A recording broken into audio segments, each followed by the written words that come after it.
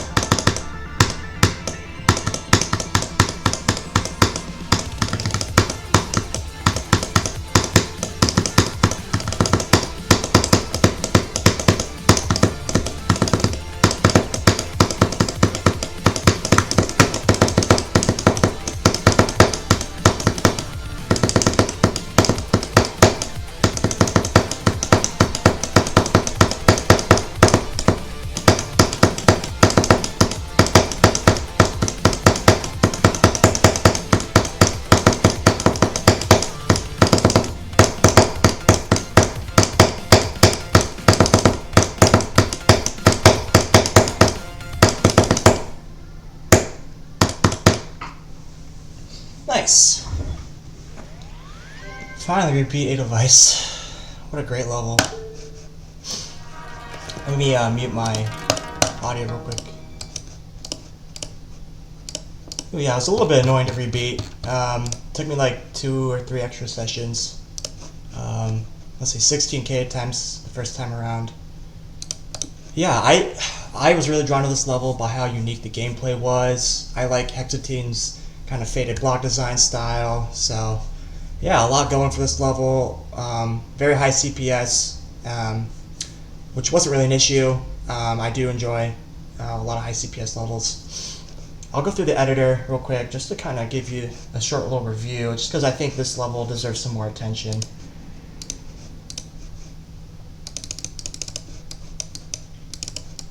Alright, with this beginning, I found it to be pretty enjoyable. It takes a bit to get used to. A lot of the gameplay is very samey, but I thought it was a very good breather in between attempts. Let's see here. After that,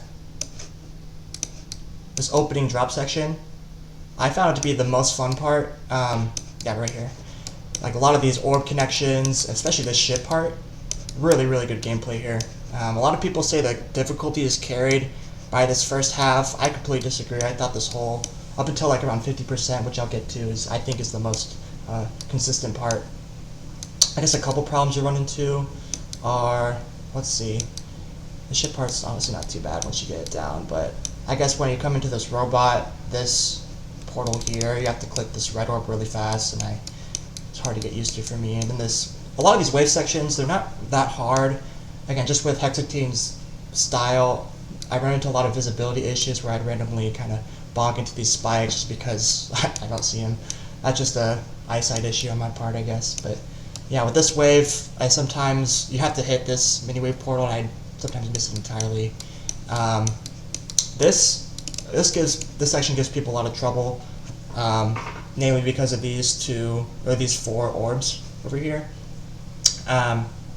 I didn't find any issues. I had a really consistent strategy where I used a double click method.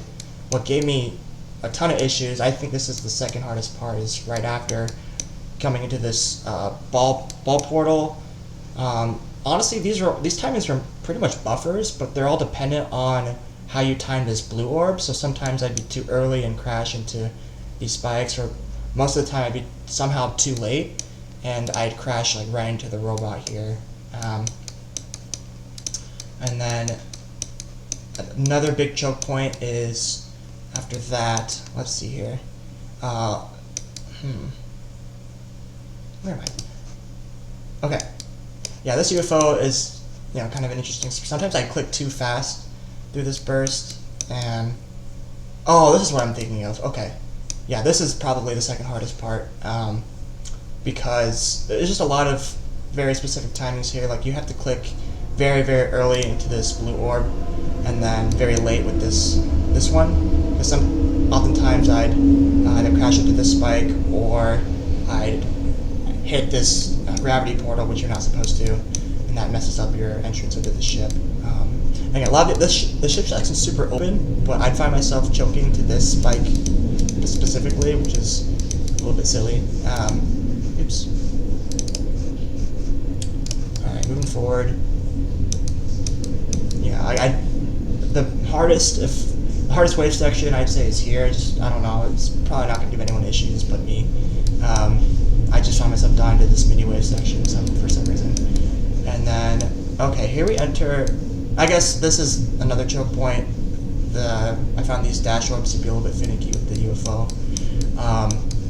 Here we get into the hardest part of the level for me by far. And, you know, I just don't see a whole lot of people talking about this section, but I don't know, I just seem to really struggle with it. There's a lot that can go wrong.